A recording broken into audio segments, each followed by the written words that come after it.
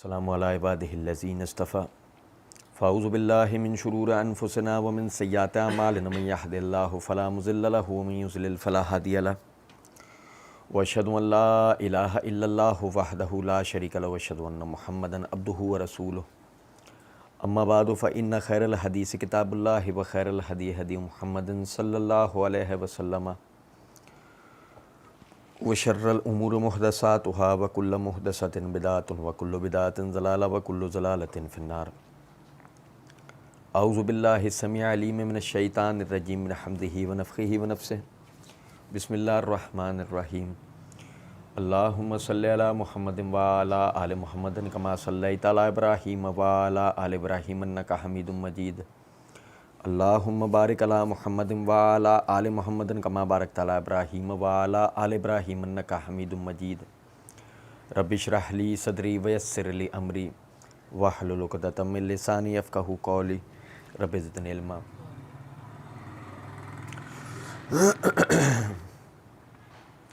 اللہ رب العزت نے سورہ ذاریات کے اندر انسانوں کی تخلیق کے مقصد کو اجاگر کرتے ہوئے فرمایا وما خلقت الجن والانس الا لیعبدون۔ ہم نے جنات اور انسانوں کو اپنی عبادت کے لیے پیدا کیا ہے۔ اس عبادت کی معرفت انبیاء اکرام علیہم السلام کے ذریعے انسانوں تک پہنچائی گئی اور اس کا سلسلہ آ کر محمد الرسول اللہ صلی اللہ علیہ وسلم پہ مکمل ہوا۔ نبی صلی اللہ علیہ وسلم نے اللہ کو راضی کرنے کے لیے اس کی عبادت کا جو طریقہ ہے وہ ہمیں سمجھایا، سکھایا اور اس کی کیا اہمیت ہے اور اس سے انسانوں کے لیے کیا فوائد ہیں، ساتھ ہی ساتھ ہمیں ہمارے دین نے بیان کر دیے۔ یہ میرے ہاتھ میں صحیح بخاری ہے، اس کی جلد نمبر 8 کا صفحہ نمبر 632 633 ہے، کتاب التوحید ہے۔ امام بخاری رحمۃ اللہ علیہ نے باب قائم کیا باب قول اللہ یریدون ان یبدلوا کلام اللہ۔ اس کے تحت یہ حدیث نمبر ہے 7494۔ نبی صلی اللہ علیہ وسلم نے فرمایا ہمارا رب ہر رات دنیا کے آسمان پر نزول کرتا ہے اس وقت جب کہ رات کا آخری حصہ باقی رہ جاتا ہے اور فرماتا ہے کہ مجھے کون پکارتا ہے کہ میں اسے جواب دوں، مجھ سے کون مانگتا ہے کہ میں اسے عطا کروں، اور مجھ سے کون مغفرت طلب کرتا ہے کہ میں اس کی مغفرت کر دوں۔ بڑی عظیم الشان حدیث ہے۔ یہ حدیث توجہ دلاتی ہے کہ بندے کے لیے دن کے اعمال کے اجر و ثواب کے ساتھ ہی سب سے زیادہ فضیلت کے حامل رات کے آخری حصے کی جو یہ عبادت ہے کہ جس میں اللہ رب العزت اپنے بندے کی پکار کو سننا، اس کی جو ہے وہ حاجت کو اس کو عطا کرنا اور اس کے گناہوں کو معاف کر دینے کی بشارت اس کو ہر رات دیتا ہے۔ اسی طریقے سے یہ میرے ہاتھ میں صحیح مسلم ہے، اس صحیح مسلم کی جلد نمبر 3 کا صفحہ نمبر 192 ہے۔ امام نووی رحمۃ اللہ علیہ نے اس حدیث کے اوپر باب قائم کیا ہے باب فضل صوم المحرم۔ اس کے تحت حدیث نمبر ہے 2651 کے نبی صلی اللہ علیہ وسلم نے فرمایا افضل الصلاۃ بعد الفریضۃ صلاۃ اللیل۔ فرض نماز کے بعد اگر کوئی افضل ترین نماز ہے تو وہ صلاۃ اللیل ہے، رات کی نماز ہے۔ اس حدیث سے پتہ لگا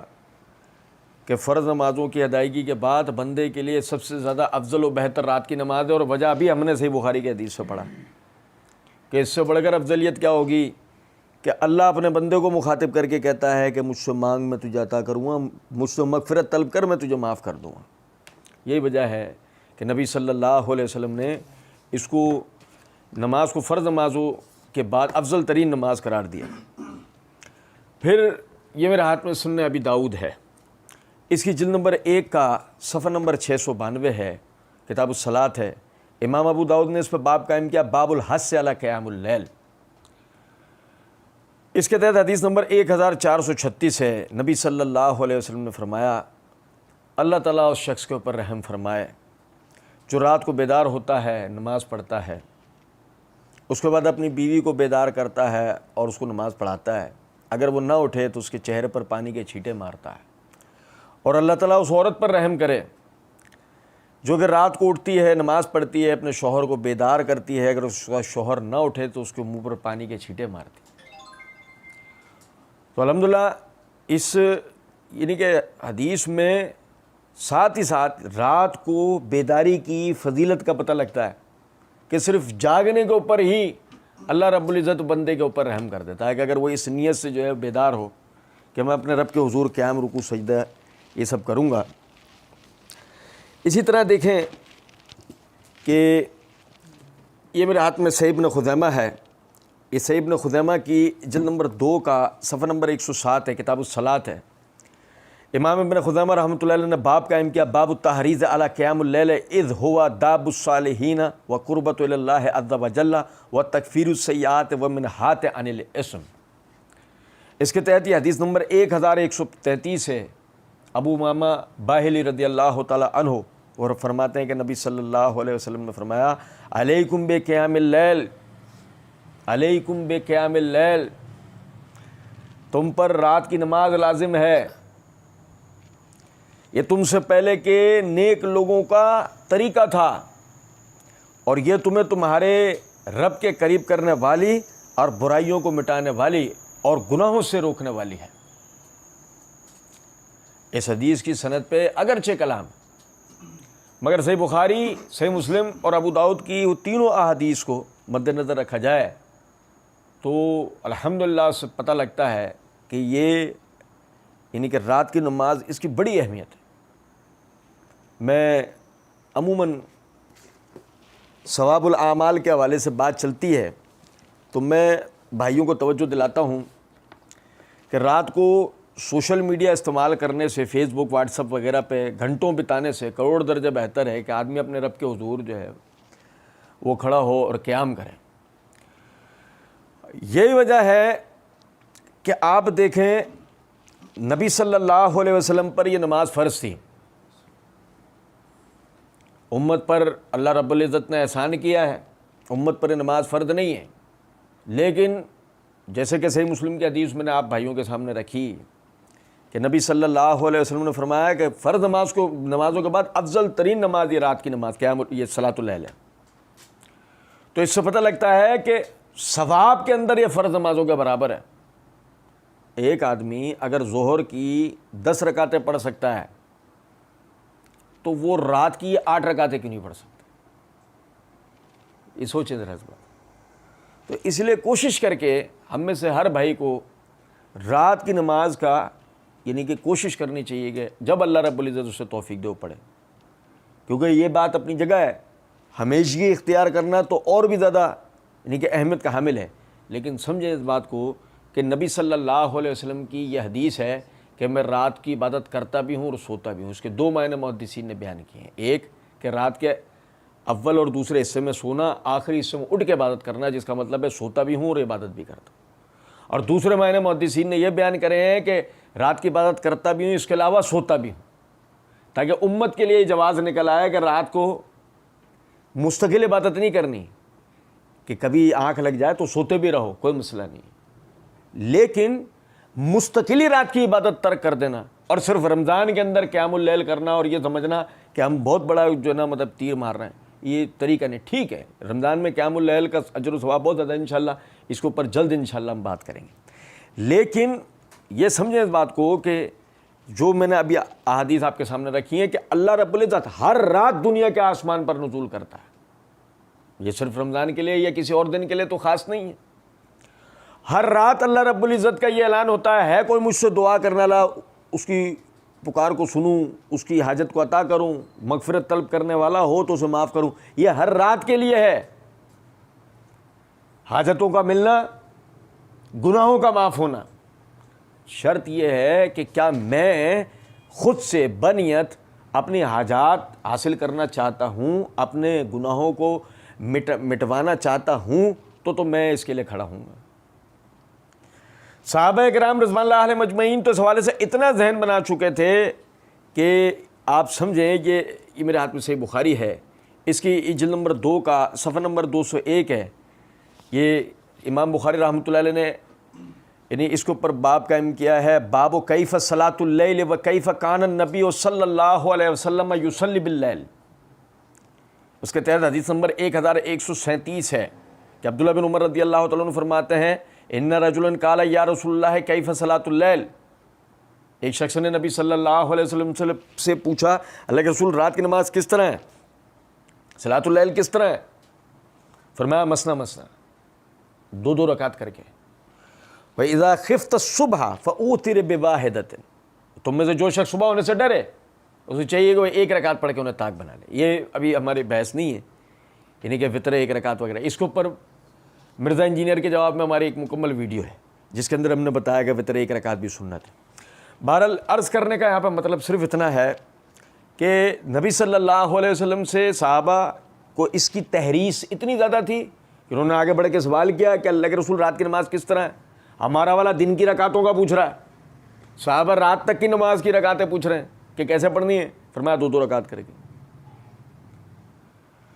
یعنی ان احادیث سے کچھ نکات اور بھی واضح ہوتے ہیں، وہ بھی میں آپ کو کلیئر کرتا جاؤں. ایک کہ جو پہلی حدیث ہم نے صحیح بخاری میں پڑھی نزول رب والی، یعنی اللہ رب العزت کی نزول والی، اس کے اندر واضح الفاظ رات کے آخری حصہ رہ جانے پہ، جس سے پتہ لگا کہ یہ عبادت رات کے وقت میں. پھر جیسے کہ میں نے بتایا صحیح مسلم کے حوالے سے میں سوتا بھی ہوں، میں عبادت بھی کرتا ہوں. اس سے پتہ لگا رات عشاء کے فوراً بعد ہی عبادت شروع نہیں کر دینی ہے کہ آدمی مسلسل جو ہے وہ عبادت کرتا کرتا صبح لے کے جائے، بلکہ سنت طریقہ ہے سونا ہے، سو کے اٹھنا ہے اور پھر رات کے فریش ہو اٹھ کر جو نا رات کو عبادت کرنی. ہاں اگر ایک آدمی سویا نہیں ہے، جاگا ہوا ہے اور پھر فریش ہے، عبادت کر سکتا ہی ہے، تازہ دم ہے، وہ جب بھی کھڑے ہو کر عبادت کر سکتا ہے. کہ سونا شرط نہیں ہے، باعث اجر و ثواب ہے. جیسا کہ میں نے ابو داؤد والی روایت بھی آپ بھائیوں کو پڑھ کے سنائی کہ اللہ اس شخص کے اوپر رحم کرے جو خود بیدار ہو، وضو کرے، نماز پڑھے، بیوی کو اٹھائے، نہ اٹھتی ہو تو اس کے منہ پہ چھینٹے مارے. اور حدیث آپ کو میں نے بتایا. تو عرض کرنے کا مطلب ہے ساتھ یہ مسئلہ بھی کلیئر ہوا کہ رات کی عبادت 2 رکعت کر کے ہے. 4 رکعتی کوئی نماز رات کی عبادت کے اندر ثابت نہیں ہے. ہم انشاءاللہ بھی اس کے حوالے سے کچھ تھوڑی سی بات اور کریں گے. اسی طریقے سے آپ یہ دیکھیں، یہ میرے ہاتھ میں صحیح مسلم ہے، صحیح مسلم کی جلد نمبر 2 کا صفحہ نمبر 453 ہے. امام مسلم اس کو کتاب صلاۃ المسافرین کے اندر لے کے آئے اور امام نووی نے اس کے اوپر باب قائم کیا، باب صلاۃ اللیل و عدد رکعات النبی صلی اللہ علیہ وسلم فی اللیل وان الوتر رکعتا. اس کے تحت یہ حدیث نمبر 1615 ہے کہ عائشہ صدیقہ رضی اللہ تعالی عنہا وہ کہتی ہیں کہ نبی صلی اللہ علیہ وسلم عشاء کی نماز سے فجر تک 11 رکعت پڑھتے. عشاء کی نماز سے فجر تک 11 رکعت پڑھتے، ہر 2 رکعت کے بعد سلام پھیرتے، ہر 2 رکعت کے بعد سلام پھیرتے، اور 1 رکعت کے ساتھ ان رکعت کو طاق بنا لیا کرتے تھے. ٹھیک ہے، جب مؤذن اذان دینے کے بعد خاموش ہو جاتا، آپ پر صبح کا وقت منکشف ہو جاتا اور مؤذن آپ کے پاس آتا تو آپ کھڑے ہو کر مختصراً 2 رکعت نماز پڑھتے اور پھر دائیں کروٹ لیٹ جاتے حتیٰ کہ مؤذن آپ کے پاس اقامت کے لیے آتا. اس حدیث سے بہت سارے مسائل واضح ہوتے ہیں، لیکن سر دست صرف بتانا مقصود یہ ہے کہ عائشہ رضی اللہ تعالیٰ نے فرماتی ہیں کہ نبی صلی اللہ علیہ وسلم وہ عشاء سے فجر تک کتنی رکعتیں پڑھتے تھے. پتہ یہ لگا کہ قیام اللیل کی انتہا 11 رکعت ہے عمومی، اس سے زیادہ نہیں ہے. اور وہ 11 رکعت کس طرح ہے کہ 8 رکعت ہے صلاۃ اللیل کی اور باقی وطر ہیں. انشاءاللہ رمضان کے والے سے ہم جو بیان ہوگا اس کے اندر اس کی وضاحت آئے گی انشاءاللہ. پھر آپ سمجھیں ذرا اس بات کو کہ جیسے ہم نے پڑھا کہ اللہ رب العزت نے ہر رات ہمارے لیے یعنی کہ قیام کرنا، عبادت کرنے کو اجر و ثواب کا باعث بنایا، باعث مغفرت بنایا. تو اللہ رب العزت نے اس امت پہ احسان کرتے ہوئے اس امت کے لیے ایک ایسی رات بھی مقرر کر دی کہ جس کے لیے اللہ رب العزت نے فرمایا خیر من الف شہر، 1000 مہینوں کی عبادت سے بہتر اس ایک رات کی عبادت. اللہ رب العزت نے سورہ قدر نازل کی اور اللہ رب العزت نے فرمایا ان انزلناہ فی لیلۃ القدر، اس قرآن کو ہم نے لیلۃ القدر میں نازل کیا، وما ادراک ما لیلۃ القدر، اور تم کیا جانتے ہو کہ لیلۃ القدر کیا ہے؟ لیلۃ القدر خیر من الف شہر، کہ اس کی عبادت 1000 مہینوں کی عبادت سے بہتر ہے۔ تنزل الملائکۃ والروح فیہا باذن ربہم، نازل ہوتے ہیں فرشتے اور روح الامین جبرائیل اپنے رب کے حکم سے، من کل امر، ہر ایک معاملے کی تقسیم کے لیے، سلام مکمل سلامتی والی ہے،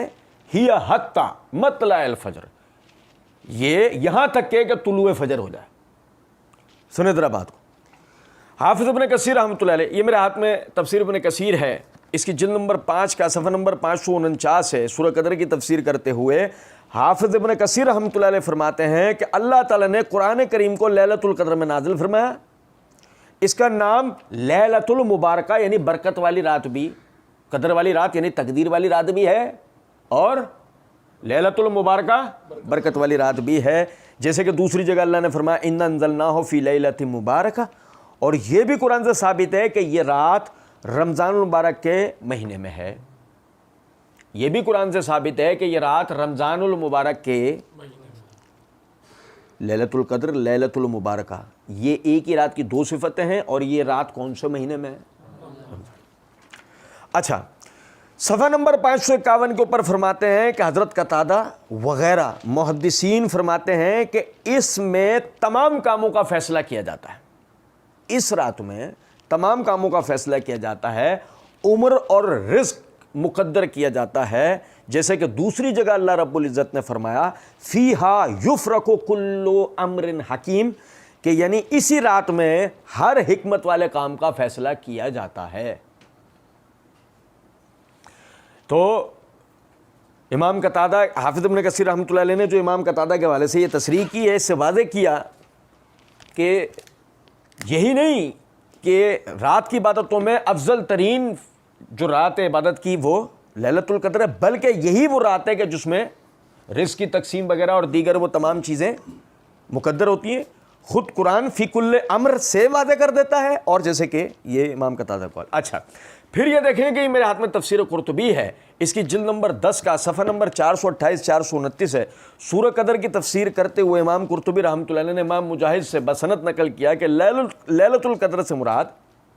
حکم کی رات، حکم کی رات، اس کا معنی تقدیر کی رات بھی ہے، اس کا معنی تقدیر کیا ہے؟ اس رات کو لیلۃ القدر اسی لیے کہتے ہیں کہ اللہ رب العزت نے اس رات میں جو امر چاہتا ہے مقدر فرما دیتا ہے، یعنی اگلے سال تک کے معاملات کی تقدیر فرما دیتا ہے، یعنی موت، رزق وغیرہ، پھر اسے وہ فرشتے جو اللہ کے حکم سے تعمیل فرماتے ہیں ان کے سپرد کر دیتا ہے۔ وہ 4 فرشتے ہیں، اسرافیل، میکائیل، عزرائیل، جبرائیل علیہم الصلاۃ والسلام۔ یہاں ہو سکتا ہے سننے والے بعض بھائیوں کو، ہمارے بہت سارے ماشاءاللہ بھائی وہ پڑھتے ہیں، تحقیق کرتے ہیں،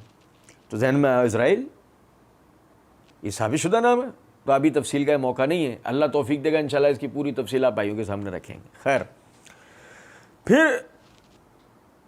امام قرطبی رحمۃ اللہ علیہ نے بسند ابن عباس رضی اللہ تعالیٰ عنہ سے نقل کیا، فرماتے ہیں سال میں جو کچھ ہوتا ہے اسے ام الکتاب میں لکھ دیا جاتا ہے،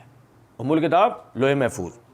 رزق، بارش، زندگی اور موت، یہاں تک کہ جو لوگ حج کریں ان تک کے نام، ان تک کے نام، اور یہ سارا جو ہوتا ہے یہ یعنی کس رات میں ہوتا ہے؟ لیلۃ القدر۔ یہاں تک آپ بھائی بات سمجھ رہے ہیں؟ اچھا جی، اسی لیے آپ دیکھیں یہ میرے ہاتھ میں صحیح بخاری ہے، اس صحیح بخاری کی جلد نمبر 3 کا صفحہ نمبر 171 ہے، امام بخاری رحمۃ اللہ علیہ نے کتاب فضل لیلۃ القدر کے تحت باب قائم کیا، باب و فضل لیلۃ القدر، اس کے تحت حدیث نمبر 2014 ہے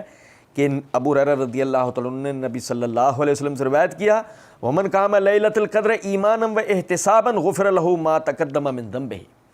کہ جس شخص نے لیلۃ القدر کی رات کی عبادت ایمان اور احتساب کی نیت سے کی، اللہ رب العزت اس کے پچھلے تمام گناہ معاف کر دیتا ہے۔ تو پتہ یہ لگا کہ الحمدللہ جو سب سے زیادہ یعنی کہ ہر رات عبادت کی ہے، ہر رات عبادت کی رات ہے، اور سب سے اب فضیلت والی جو راتیں ہیں تمام راتوں میں وہ لیلۃ القدر ہے، وہ لیلۃ القدر ہے۔ اچھا دیکھیں ہوا کیا ہے، ہمارے ہاں بعض لوگوں نے 15 شعبان کے حوالے سے، یعنی بعض ضعیف روایات کے بلبوتے، بعض صوفیانہ حکایتوں کو پیش نظر رکھتے ہوئے وہ فضیلتیں تسلیم کر لی ہیں جو نہ تو شریعت سے ثابت ہیں بلکہ جو ابھی میں نے آپ کے سامنے آیات و احادیث رکھی ہیں ان سے بھی متصادم ہیں۔ میں ایک دفعہ دہرا دوں، ہر رات عبادت کی ہے، لیکن اگر ہم کسی رات کی بیان کردہ فضیلتیں اس سے ہٹا کر کسی اور رات کے لیے بیان کرنا شروع ہو جائیں تو ہم نبی صلی اللہ علیہ وسلم کی مخالفت کر رہے ہیں، ہم سے آگے بڑھنے کی کوشش کر رہے ہیں۔ اور اللہ کہتا ہے لا تقدموا بین یدی اللہ و رسولہ، اللہ اور اس کے رسول سے آگے بڑھنے کی کوشش نہ کرو۔ آپ دیکھیں بھائیوں نے، ہمارے بعض نے یہ کہا لیلۃ المبارکہ سے مراد 15 شعبان کی رات ہے۔ سنیں ذرا بات کو، یہ میرے ہاتھ میں تفسیر تبری ہے، یہ تفسیر تبری کی جلد نمبر 11 کا صفحہ نمبر 221 ہے۔ وہ دلیل بناتے ہیں اِنَّا أَنزَلْنَاهُ فِي لَيْلَةٍ مُبَارَكَةٍ، سورہ دخان کی آیت نمبر 3 کو، کہ بے شک ہم نے اس کو نازل کیا ہے برکت والی رات میں، لیلۃ المبارکہ میں۔ وہ کہتے ہیں لیلۃ المبارکہ سے مراد 15 شعبان کی رات جس کو وہ لیلۃ البرات کہتے ہیں، ٹھیک ہے۔ صوفیہ اور جو بھی اس رات کی مخصوص عبادت کے قائل ہیں وہ قطع نظر اس کے کہ برات کے معنی کیا ہیں، ہم ابھی اس میں بھی نہیں جا رہے، ہم صرف اس وقت بات یہ کر رہے ہیں کہ اس کے لیے جو دلیل قرآن سے بنائے گی اِنَّا أَنزَلْنَاهُ فِي لَيْلَةٍ مُبَارَكَةٍ، یہ ثابت کرتا ہے کہ اس آیت کا سیاق واضح کر دیتا ہے کہ اس سے مراد لیلۃ القدر ہے، کیونکہ اِنَّا أَنزَلْنَاهُ اس کا قرینہ ہے، بے شک ہم نے اس کو نازل کیا ہے۔ تو کس کو نازل کیا تھا؟ ہم نے ابھی سورہ قدر کی تفسیر کے دوران میں یہ بات پڑھی کہ حافظ ابن کثیر رحمۃ اللہ علیہ فرماتے ہیں اِنَّا أَنزَلْنَاهُ سے مراد قرآن حکیم ہے، اس سے مراد کیا ہے؟ قرآن حکیم ہے۔ اور جس مہینے کے اندر یہ رات تھی کہ جس میں قرآن اترا تھا وہ سورہ بقرہ نے واضح کر دیا، شہر رمضان الذی انزل فیہ القرآن، رمضان کا بابرکت مہینہ ہے کہ جس میں قرآن نازل ہوا ہے۔ تو اگر لیلۃ المبارکہ جو کہا گیا اِنَّا أَنزَلْنَاهُ کے سیاق کے ساتھ، تو وہ جو قرآن نازل ہوا وہ رمضان میں، تو اس سے مراد 15 شعبان کی رات تو نہیں ہو سکتی نا، وہ تو رمضان کی رات ہے، اور وہ رمضان کی کون سی رات ہے؟ اِنَّا أَنزَلْنَاهُ فِي لَيْلَةِ الْقَدْرِ، وہ لیلۃ القدر ہے کہ جس کو لیلۃ المبارکہ کہا گیا۔ اور جیسے میں نے عرض کیا، یہ میرے ہاتھ میں تفسیر تبری ہے، اس کی جلد نمبر 11 کا صفحہ نمبر 221 ہے۔ امام ابو جعفر محمد بن جریر طبری رحمۃ اللہ علیہ بسند صحیح امام قتادہ رحمۃ اللہ علیہ سے اس کی تفسیر لے کے آئے کہ ان سے پوچھا گیا کہ لیلۃ المبارکہ سے کیا مراد کیا ہے؟ فرمایا ہی لیلۃ القدر، یہ کیا ہے؟ یہ لیلۃ القدر ہے۔ اور امام ابو جعفر محمد بن جریر طبری رحمۃ اللہ علیہ کہتے ہیں کہ بعض لوگوں نے کہا ہی لیلۃ النصف من الشعبان، کہ اس سے مراد 15 شعبان کی رات ہے، تو وہ کہتے ہیں وَالصَّوَّابُ أَنَّ الْقَوْلُ فِي ذَلِكَ قَوْلُ مَنْ قَالَ أَنِّ بِهَا لَيْلَةُ الْقَدْرِ، کہ صحیح بات اس قائل کے قول کی ہے جو یہ کہتا ہے کہ اس سے مراد لیلۃ القدر ہے، اس سے مراد لیلۃ القدر ہے۔ اسی طرح آپ دیکھیں، یہ میرے ہاتھ میں تفسیر قرطبی ہے، اس کی جلد نمبر 8 کا صفحہ نمبر 519 ہے۔ امام قرطبی رحمۃ اللہ علیہ فرماتے ہیں کہ لیلۃ المبارکہ سے مراد کیا ہے؟ اس سے مراد لیلۃ القدر ہے۔ کہتے ہیں کہ بعض لوگوں نے کہا اس سے مراد شعبان کی 15 شعبان کی رات، کہتے ہیں جبکہ پہلا قول ہی زیادہ صحیح ہے، جبکہ پہلا قول ہی کہ اس سے مراد کیا ہے؟ لیلۃ القدر۔ اچھا سمجھیں، پھر اسی طرح ابھی میں نے عرض کیا تھا بھائیوں کے سامنے کہ حافظ ابن کثیر رحمۃ اللہ علیہ نے سورہ قدر کی تفسیر کرتے ہوئے ابتداً یہ بات کی ہے کہ لیلۃ القدر اسی کو لیلۃ المبارکہ بھی قرآن میں کہا گیا ہے، پہلے تو یہ حافظ ابن کثیر رحمۃ اللہ علیہ نے سورہ قدر کی تفسیر میں بات کی تھی، پھر سورہ دخان کی تفسیر کرتے ہوئے حافظ ابن کثیر رحمۃ اللہ علیہ نے جلد نمبر 5 کے صفحہ نمبر 53 کے اوپر فرمایا کہ اللہ رب العزت فرماتے ہیں کہ اس عظیم الشان قرآن کریم کو برکت والی رات یعنی لیلۃ القدر میں نازل فرمایا، جیسے کہ دوسری جگہ فرمایا انا انزلناہ فی لیلۃ القدر، ہم نے اسے لیلۃ القدر میں نازل فرمایا، اور یہ رات رمضان المبارک میں ہے کہ جیسے دوسری جگہ آیت میں ہے شہر رمضان الذی انزل فیہ القرآن، کہ رمضان کا مہینہ ہے جس میں قرآن کریم نازل کیا گیا۔ اس کی پوری تفسیر سورہ بقرہ میں گزر چکی ہے، اس لیے ہم دوبارہ یہاں نہیں لکھتے۔ بعض لوگوں نے یہ بھی کہا ہے کہ لیلۃ مبارکہ جس میں قرآن کریم نازل ہوا وہ شعبان کی 15ویں رات ہے، لیکن یہ قول سراسر تکلف والا ہے، اس لیے کہ نص قرآن میں قرآن کا رمضان میں نازل ہونا ثابت ہے، اور جس حدیث میں مروی ہے کہ شعبان میں اگلے شعبان تک کے تمام کام مقرر کر دیے جاتے ہیں، یہاں تک کہ نکاح اور اولاد کا اور میت کا ہونا بھی وہ حدیث مرسل ہے، اور ایسی احادیث سے نص قرآنی کا معارضہ نہیں کیا جا سکتا۔ تو الحمدللہ یہ بالکل واضح ہو جاتا ہے کہ جو قرآنی آیت اس کو بطور دلیل اس حوالے سے بیان کی گئی وہ لیلۃ القدر کی دلیل تو ہے، اس سے مراد کو 15 شعبان کی رات نہیں ہے۔ پھر اس حوالے سے جو روایات بیان کی جاتی ہیں اس میں پہلی یہ روایت ہے، یہ شعب الایمان ہے میرے ہاتھ میں، اس کی جلد نمبر 3 کا صفحہ نمبر 305 ہے کہ قاسم بن محمد بن ابی بکر وہ ابو بکر صدیق رضی اللہ تعالیٰ عنہ کے حوالے سے بیان کرتے ہیں، یعنی اپنے والد بواسطہ اپنے دادا ابو بکر صدیق رضی اللہ عنہ کے حوالے سے، کہ نبی کریم صلی اللہ علیہ وسلم نے فرمایا کہ اللہ تعالیٰ شعبان کی 15ویں رات کو آسمان دنیا کی طرف نازل ہوتا ہے اور ہر شے کو بخش دیتا ہے مگر مشرک آدمی کو یا اس آدمی کو جس کے دل میں بغض اور کینہ ہو۔ اسے ہمارے بھائی 15 شعبان کی رات کی مخصوص عبادت کے لیے دلیل بناتے ہیں۔ سب سے پہلی چیز تو یہ سمجھیں، اس کو عمر بن حارث نے باواسطہ عبد الملک باواسطہ مصعب بن ابی ذئب باواسطہ قاسم بن محمد بن ابی بکر باواسطہ محمد باواسطہ ابی بکر رضی اللہ تعالیٰ عنہ روایت کیا، یہ اس کی سند۔ اچھا، یہ میرے ہاتھ میں میزان الاعتدال ہے، اس کی جلد نمبر 4 کا صفحہ نمبر 404 405 ہے۔ امام ذہبی رحمۃ اللہ علیہ نے عبد الملک کے حالات بیان کرتے ہوئے فرمایا کہ امام بخاری کہتے ہیں فی حدیث ہی نظر، اس کی حدیث میں نظر ہے۔ اور لطف کی بات دیکھیں، کہتے ہیں یرید حدیث عمر بن حارث، کہ امام بخاری نے اشارہ کیا ہے عمر بن حارث والی روایت پہ کہ جس میں یہ آتا ہے کہ اللہ تعالیٰ نصف شعبان کی رات دنیا پر نازل ہوتا ہے اور ہر شخص کو یعنی بخش دیتا ہے سوائے اس کے کہ جس کے دل میں کینہ ہو اور وہ جو اللہ کے ساتھ شریک مقرر کرتا ہو۔ یعنی کہ لطف کی بات دیکھیں کہ امام بخاری رحمۃ اللہ علیہ نے کہا کہ جس حدیث میں نظر ہے عمر بن حارث باواسطہ عبد الملک وہ ہے بھی یہی 15 شعبان والی روایت، ٹھیک ہے۔ امام ابن حبان کہتے ہیں لا یتابع علی حدیثہ، کہ اس کی حدیث میں کوئی بھی اس کی مطابقت کرتا نہیں کرتا۔ اچھا، پھر دیکھیں غور طلب نکتہ ہے کہ یعنی اس سے بیان کرتے ہیں عمر بن حارث الزبیدی الحمصی، یہ میرے ہاتھ میں میزان الاعتدال ہے، اس کی جلد نمبر 5 کا صفحہ نمبر 305 کے اوپر وہ امام ذہبی رحمۃ اللہ علیہ کہتے ہیں عمر بن حارث فہو غیر معروف العدالہ، اس شخص کی عدالت ہی معلوم نہیں ہے، اس شخص کی عدالت یعنی کہ یہ مجہول الحال ہے۔ عبد الملک اس کے حدیث میں نظر ہے بقول امام بخاری، اور وہ حدیث بھی یہی ہے، اس سے روایت کرنے والا عمر بن حارث یہ مجہول ہے۔ اب آپ خود اندازہ کر سکتے ہیں کہ اس حدیث کی کیفیت کیا ہوگی۔ پھر لطف کی بات یہ ہے جو ہمارے بھائی اس کو اپنی یعنی کہ اس رات کی عبادت کے لیے مخصوص کرنے کی دلیل بناتے ہیں، وہ دوسری طرف یہ عقیدہ بھی رکھتے ہیں کہ اللہ تعالیٰ ہر جگہ موجود ہے، اور حدیث کے اندر یہ الفاظ ہیں ینزل اللہ لیلۃ النصف من شعبان الی السماء الدنیا، نازل ہوتا ہے اللہ رب العزت 15 شعبان کی رات کو دنیا کے آسمان کے اوپر۔ تو اگر اللہ ہر جگہ موجود ہے تو پھر اللہ کے نازل ہونے کا مطلب کیا ہوا؟ تو اگر آپ اس متن کو قبول کرتے ہیں تو اس عقیدے کو بھی تو قبول کریں، نہیں سمجھے بات؟ حال بات تو سیدھی سی ہے کہ بقول امام بخاری رحمۃ اللہ علیہ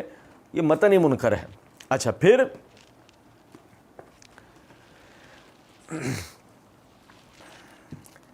اس حوالے سے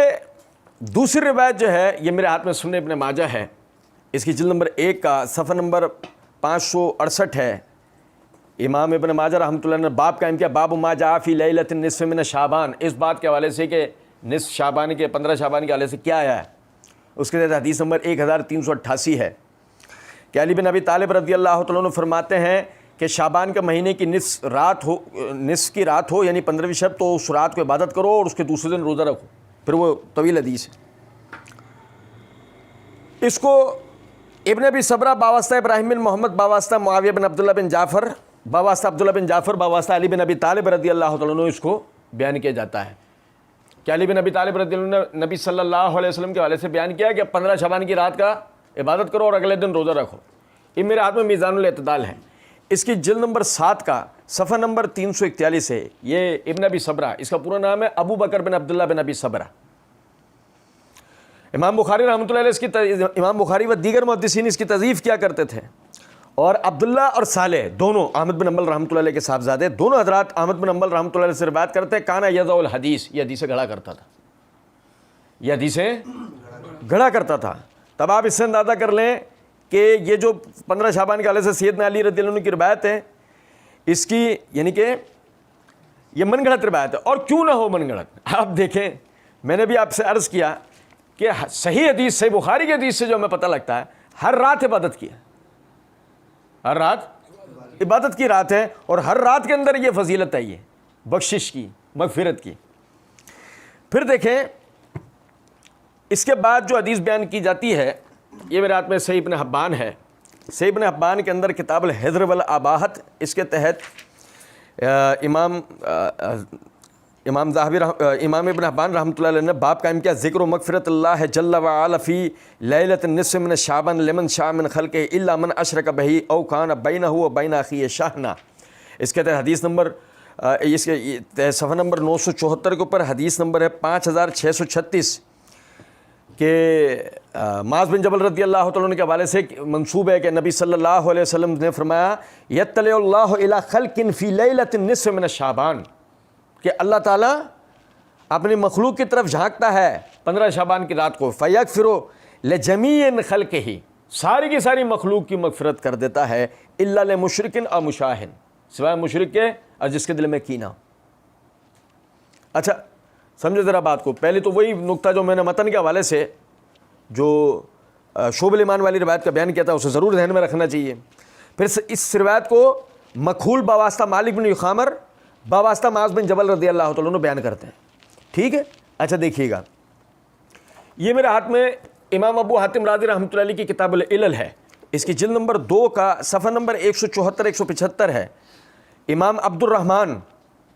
بیٹے ابو حاتم رازی رحمۃ اللہ علیہ، وہ کہتے ہیں سوال کیا گیا ان سے اس روایت کے بارے میں جسے ابو خلید باواسطہ اوزائی باواسطہ مکحول اور ابن صوبان باواسطہ اپنے والد یعنی عبد الرحمن باواسطہ اپنے والد صوبان، اور صوبان باواسطہ مکحول باواسطہ مالک بن یخامر باواسطہ معاذ بن جبل بیان کرتا ہے کہ اللہ رب العزت دنیا کی آسمان پہ شعبان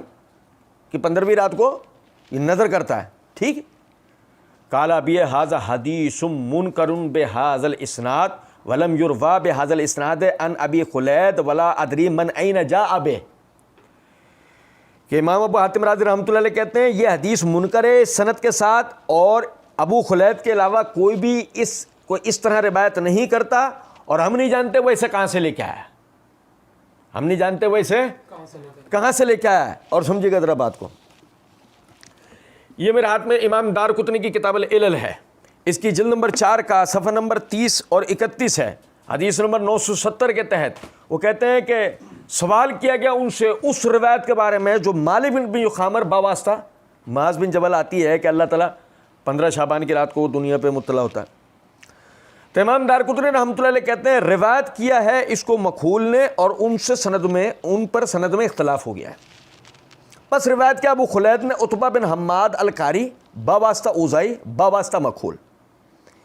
اور عبد الرحمن بن ثابت بن صوبان نے باواسطہ ثابت بن صوبان مکحول یعنی کہ باواسطہ مکحول باواسطہ مالک بن یخامر باواسطہ معاذ بن جبل روایت کیا ہے.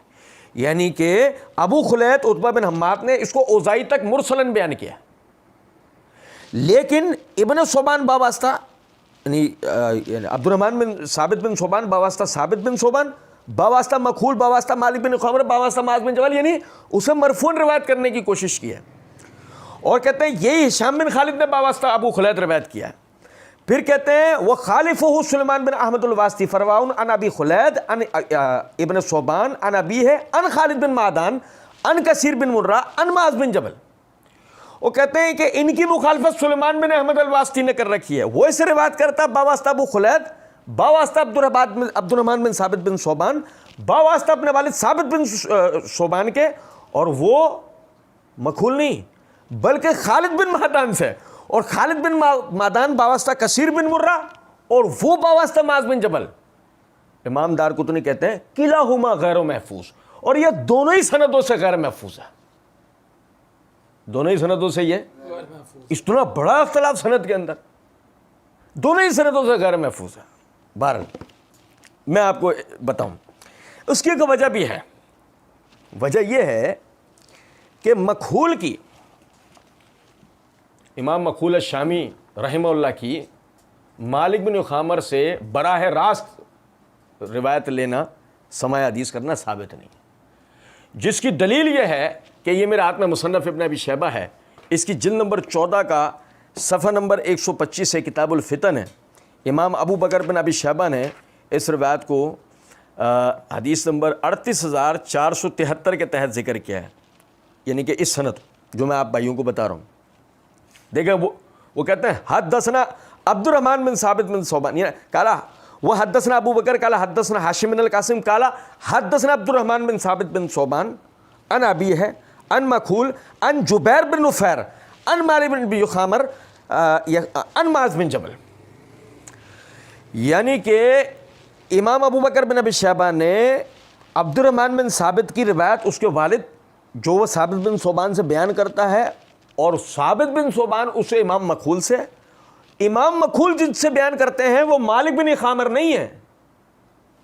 بلکہ جبیر بن نفیر ہے. یعنی کہ مکحول اور مالک بن خامر کے درمیان اصلاً جبیر بن نفیر واسطہ ہے. اور جو صحیح ابن حبان والی روایت ہے کہ اگر کوئی اس کو کہتا ہے کہ جی یہ روایت صحیح ہے، تو مکحول اسے باواسطہ مالک بن خامر بیان کر رہے ہیں، بیچ میں سند میں انقطاع صاف موجود ہے کہ وہ جبیر بن نفیر کم از کم ہونے چاہیے تھے، جو کہ نہیں ہے. اور اگر وہ جبیر بن نفیر نہ ہوں تو وہ کثیر بن مرہ بھی ہو سکتے ہیں، وہ کوئی اور بھی ہو سکتے ہیں. وہ اگر ثقہ راوی ہو سکتا ہے تو ضعیف بھی ہو سکتا ہے، ضعیف ہو تو ثقہ بھی ہو سکتا ہے. اس انقطاع کے نتیجے میں اور محدثین نے تو تصریحات کر دی نا کہ امام ابو حاتم رازی، امام دارقطنی دونوں ہی کہتے ہیں کہ باطل اور غیر محفوظ ہے. تو لہٰذا یہ روایت بھی یعنی دلیل بنائے جانے کے لائق نہیں. پھر اس کے بعد جس حوالے سے ایک اور مشہور ایک روایت بیان کی جاتی ہے، یہ میرے ہاتھ میں سنن ترمذی ہے.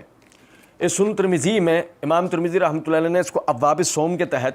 باب قائم کیا، باب ما جاء فی لیلۃ النصف من شعبان. اس کے تحت یہ حدیث لے کے آئے ہیں. حدثنا احمد بن منی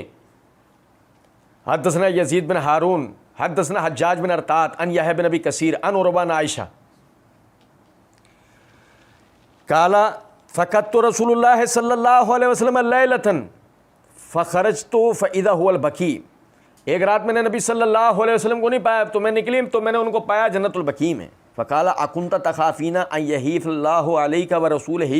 کیا تو اس بات سے ڈری اللہ اور اس کے رسول تیرے ساتھ خیانت کریں گے؟ قلت یا رسول اللہ، میں نے کہا اے اللہ کے رسول صلی اللہ علیہ وسلم، ظننت انک آتیت بعض نسائک، اللہ کے رسول میں نے تو گمان کیا کہ شاید آپ اپنی بیویوں میں سے کسی کے پاس چلے گئے. فقال، تو نبی صلی اللہ علیہ وسلم نے فرمایا ان اللہ تبارک و تعالی ینزل لیلۃ النصف من شعبان الی السماء الدنیا، کہ اللہ رب العزت 15 شعبان کی رات کو دنیا کے آسمان پہ نزول کرتا ہے. فیغفر الاکثر من عدد شیر غنم کلب، کہ بنو کلب کی بھیڑوں کے جسموں پہ جتنے بال ہوتے ہیں اتنے لوگوں کی بخشش اس رات کے اندر اللہ رب العزت فرما دیتا ہے. اب دیکھیں سمجھے ذرا اس بات. امام ترمذی رحمۃ اللہ علیہ اس روایت کو نقل کر کے کہتے ہیں حدیث عائشہ لا نعرف الا من هذا الوجه من حدیث الحجاج، کہ ہم حجاج کی روایت کے علاوہ اس کو کسی اور سند سے جانتے ہیں. یعنی حجاج سے مراد حجاج بن ارطاط جو اس کی سند ہے. کہتے ہیں وہ سمعت محمدن، کہ میں نے امام بخاری رحمۃ اللہ علیہ سے سنا یقول یضعف ھذا الحدیث ہے، وہ اس حدیث کی تضعیف، امام بخاری رحمۃ اللہ علیہ اس حدیث کی تضعیف کیا کرتے تھے. وقال یحییٰ بن ابی وقال اور فرمایا کرتے تھے یحییٰ بن ابی کثیر لم یسمع من عروہ، یہ یحییٰ بن ابی کثیر جو اس کو عروہ بن زبیر رحمۃ اللہ علیہ کے واسطے سے بیان کر رہا ہے، انہوں نے عروہ بن زبیر سے کچھ نہیں سنا. قال محمد والحجاج، اور یہ حجاج بن ارطاط جو یحییٰ بن ابی کثیر کے حوالے سے بیان کر رہا ہے، قال محمد والحجاج لم یسمع من یحییٰ بن ابی کثیر، اور حجاج بن ارطاط نے یحییٰ بن ابی کثیر سے سنا نہیں ہے. سند میں دو جگہ انقطاع ہے. اور ذرا سمجھیں ذرا بات کو. ایک اور چیز، یہ میرے ہاتھ میں تہذیب التہذیب ہے، اس کی یہ جلد نمبر 2 کا صفحہ نمبر 172 173 ہے. حجاج بن ارطاط کے حالات بیان کرتے ہوئے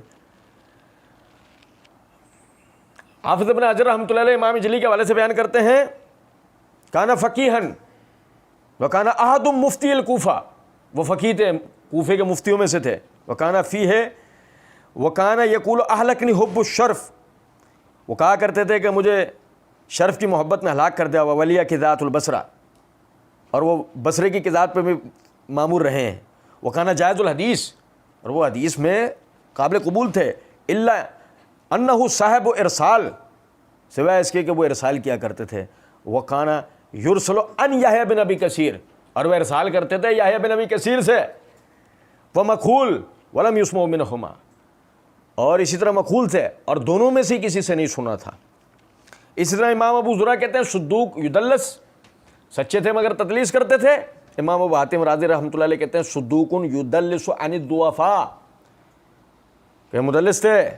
اور ضعیف راویوں سے تدلیس کیا کرتے تھے. اور کہتے ہیں لم یسمع من الزہری ولا من ہشام بن عروہ ولا من اکرمہ، نہ تو زہری سے انہوں نے کچھ سنا ہے، نہ ہشام بن عروہ سے، اور نہ ہی اکرمہ سے. تو یہ صرف امام بخاری کی رائے نہیں ہے، یہ دیگر محدثین بھی کہتے ہیں. جو سند دو جگہ سے منقطع ہے. پھر جو ہمارے بھائی اس کو دلیل بناتے ہیں، میں پھر وہی گزارش کروں گا، دوسری سب چیزیں چھوڑ دیں. یہ جو حدیث کے اندر الفاظ ہیں ینزل لیلۃ النصف من شعبان الی سماء الدنیا ان اللہ تبارک و تعالی ینزل لیلۃ النصف من شعبان الی سماء الدنیا، کہ بے شک اللہ رب العزت 15 شعبان کی رات دنیا کے آسمان پہ نزول کرتا ہے. اگر آپ اس حدیث سے 15 شعبان کی رات کی عبادت کو مخصوص کرنا چاہ رہے ہیں تو پھر اس حدیث میں یہ بھی تو ہے کہ اللہ رب العزت دنیا کے آسمان پہ نزول کرتا ہے، اس کو بھی تو پھر مانیں، اس کو آپ کیوں نہیں مانتے؟ بہرحال عرض کرنے کا، اور پھر یہ صحیح حدیث کے خلاف ہے. صحیح حدیث سے پتہ لگا اللہ رب العزت ہر رات دنیا کے آسمان میں نزول کرتا ہے. پھر دیکھیں یحییٰ بن ابی کثیر، اس کے اندر یہ میرے ہاتھ میں تقریب التہذیب ہے، اس کی یہ جلد نمبر 2 کا صفحہ نمبر 665 ہے. یحییٰ بن ابی کثیر کے حوالے سے حافظ ابن حجر رحمۃ اللہ نے لکھا ہے ثقہ ثبت ہو لیکنہ یدلس و یرسل، ثقہ ثبت تھے لیکن تدلیس اور ارسال کرتے تھے. اور یہ روایت انہوں نے معن بیان کر رکھی ہے، لہذا روایت اس وجہ سے بھی ضعیف ہے. پھر اس کے بعد جو روایت بیان کی جاتی ہے یہ سنن ابن ماجہ ہے، اس کی جلد نمبر 1 کا صفحہ نمبر 559 ہے. امام ابن ماجہ نے اسی باب کہ باب ما جاء فی لیلۃ النصف من شعبان، کہ 15 شعبان کے حوالے سے جو کچھ آیا ہے اس کے تحت حدیث نمبر 1390 کے تحت وہ روایت لے کر آئے ہیں. حدثنا راشد بن سعید بن راشد الرملی حدثنا الولید عن ابن لہیہ عن الضحاک بن ایمن عن ضحاک بن عبد الرحمن بن ارزب عن ابی موسیٰ الاشعری عن رسول اللہ صلی اللہ علیہ وسلم. یہ اس سند کے ساتھ روایت ہے کہ نبی صلی اللہ علیہ وسلم نے فرمایا بے شک اللہ رب العزت ہر رات 15 شعبان کی رات کو یعنی کہ جھانکتا ہے دنیا کے آسمان پہ. فَيَغْفِرُ لِجَمِيعِ خَلْقِهِ إِلَّا لِمُشْرِكٍ أَوْ مُشَاهٍ، تو اپنی تمام مخلوقات کو مغفرت کر دیتا سوائے مشرک اور کینہ پرور کے. اچھا دیکھیں، اب غور طلب نقطہ ہے کہ سب سے پہلے تو ضحاک بن ایمن جو اس کو روایت کر رہا ہے، یہ میرے ہاتھ میں تقریب التہذیب ہے، اس کی یہ جلد نمبر 1 کا صفحہ نمبر 258 ہے. ضحاک بن ایمن کا حالات لکھتے ہوئے حافظ ابن حجر رحمۃ اللہ نے لکھا کہ یہ مجہول ہے، یہ مجہول ہے. پھر امام ابن ماجہ نے اس کے لیے اسی حدیث کے ساتھ اس کی ایک مطابقت بیان کی ہے. وہ کہتے ہیں حدثنا محمد بن اسحاق حدثنا ابو الاسود نضر بن عبد الجبار حدثنا ابن لہیہ عن زبیر بن سلیم عن ضحاک عن عبد الرحمن عن ابی ہے، یعنی کہ ضحاک بن ایمن کے مطابق زبیر بن سلیم کے حوالے سے امام ابن ماجہ نے بیان کیا ہے. لیکن حافظ ابن حجر رحمۃ اللہ علیہ یہی تقریب کی جلد نمبر 1 کے صفحہ نمبر 169 کے اوپر زبیر بن سلیم کے حوالے سے بھی لکھتے ہیں کہ یہ بھی مجہول ہے. ضحاک بن احمد مجہول ہے، اگر کوئی اس کو مطابق کے اندر زبیر بن سلیم کو بیان کرتا ہے تو وہ بھی مجہول ہے. اور پھر ان دونوں کا واسطہ ذکر کرنے والے کون ہیں؟ مدار وہ ابن لہیہ پر ہے.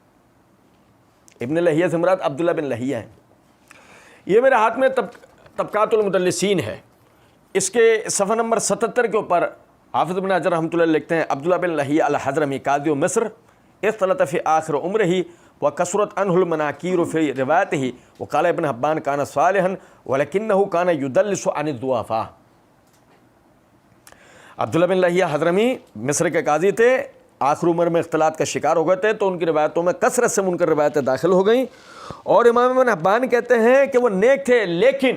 ضعیف راویوں سے تدلیس کیا کرتے تھے، اور یہ روایت بھی انہوں نے معین بیان کر رکھی ہے، لہذا یہ روایت بھی جو ہے وہ ضعیف ہے. اچھا جی، پھر اس کے بعد آپ یہ دیکھیں کہ ایک اور جو ہے وہ روایت بیان کی جاتی ہے. یہ میرے ہاتھ میں شعب الایمان ہے. شعب الایمان کی جلد نمبر 3 کا صفحہ نمبر 305 ہے. امام بہقی رحمۃ اللہ علیہ نے اس کو مشرک و نافرمان کی بخشش نہیں اس باب کے تحت جو ہے حدیث نمبر 3827 کے تحت بیان کیا ہے، حدیث نمبر 3832 کے تحت بیان کیا ہے کہ وہ کہتے ہیں ہمیں خبر دی ابو طاہر الفقی نے باواسطہ ابو حامد بن بلال باواسطہ محمد بن اسماعیل الاحمش باواسطہ محاربی باواسطہ احوص بن حکیم باواسطہ مہاجر بن حبیب،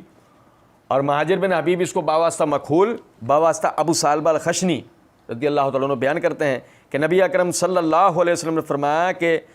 جب 15 شعبان کی رات ہوتی ہے تو اللہ تعالیٰ اپنی مخلوق کی طرف جھانکتے ہیں، پس مومن کو معاف کر دیتے ہیں اور کافر کو ڈھیل دیتے ہیں، اور اہل بغض کو ان کے بغض اور کینے میں ہی چھوڑ دیتے ہیں یہاں تک کہ وہ اس کو ترک کر دیں. اب ذرا سمجھیے گا اس کو،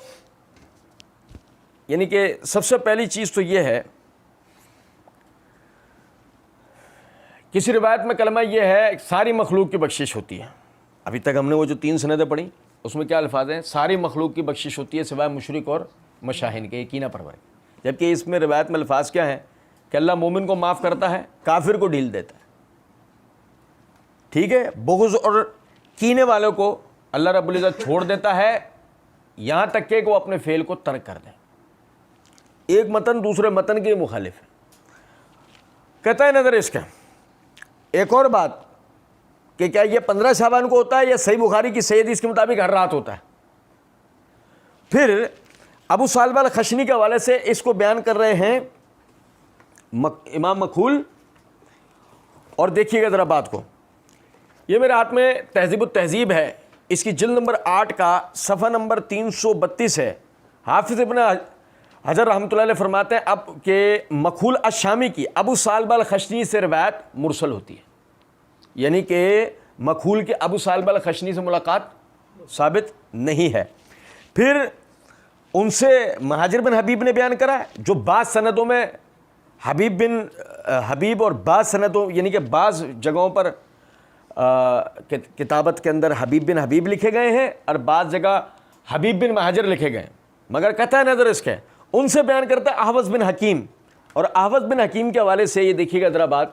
یہ میرے ہاتھ میں میزان الاعتدال ہے، اس کی جلد نمبر 1 کا صفحہ نمبر 315 ہے. احوص بن حکیم الحمصی،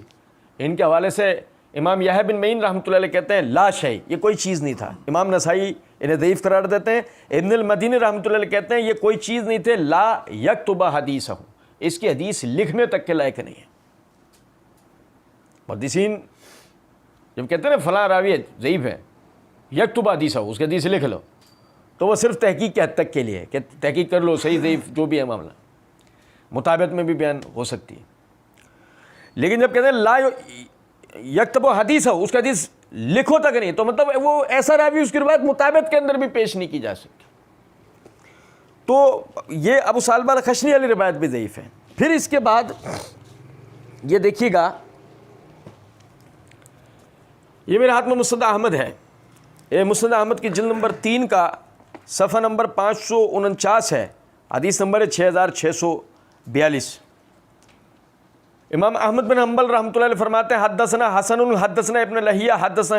حیی بن عبداللہ عن ابی عبد الرحمن الحبلی عن عبداللہ بن عمر. پھر وہی حدیث ہے کہ عمرو بن عاص رضی اللہ عنہ کے حوالے سے کہ اللہ تعالیٰ 15 شعبان کی رات کے موقع پر اپنے مخلوق کی طرف جھانکتا ہے اور اپنے سارے بندوں کو معاف کر دیتا ہے سوائے 2 آدمیوں کے، ایک تو آپس میں بغض و عداوت رکھنے والا اور دوسرا قاتل کو. جبکہ بعض پچھلے جو بھی ہم نے متن پڑھے اس میں کیا ہے کہ سوائے مشرک اور کینہ پرور کے، یہاں آ رہا ہے سوائے جو کسی جان کا قاتل ہو یا کینہ پرور. یہ متن ہی ایک دوسرے کے خلاف. اور دیکھیں سمجھے ذرا بات کو، اس کو بیان کرنے والا حیی بن عبداللہ، اس کے حوالے سے یہ تہذیب التہذیب کے اندر اس کی یہ جلد نمبر 2 کا صفحہ نمبر 490 ہے. امام احمد بن حنبل رحمۃ اللہ علیہ خود جو اس حدیث کو نقل کرنے والے ہیں امام احمد بن حنبل، وہ کہتے ہیں احادیثہ مناکیر، اس کی حدیث منکر ہیں. امام بخاری کہتے ہیں فیہ نظر، اس میں نظر ہے. امام نسائی کہتے ہیں لیس بالکبی، یہ کبھی نہیں. پھر حیی بن عبداللہ بن شریح المعافری سے روایت کرنے والے وہی عبداللہ بن لہیہ ہیں. یہ میرے ہاتھ میں تقریب التہذیب ہے، اس کی یہ جلد نمبر 1 کا صفحہ نمبر 309 ہے. حافظ ابن کثیر رحمۃ اللہ علیہ فرماتے ہیں عبداللہ بن لہیہ ابو عبد الرحمن المصری القاضی صدوق، سچے تھے. خلط بعد احتراق کتبہ، مگر جب ان کی کتابیں جل گئیں تو یہ اختلاط کا شکار ہو گئے تھے. تو سمجھے ذرا اس بات کو کہ جب تک ابن لہیہ کا مطابع موجود نہ ہو اس وقت تک روایت قابل قبول نہیں ہو سکتی. اور یہاں تو کیفیت یہ ہے کہ صرف ابن لہیہ رحمۃ اللہ علیہ کا مسئلہ نہیں ہے، بلکہ مسئلہ اس سے آگے ہے کہ یعنی باقاعدہ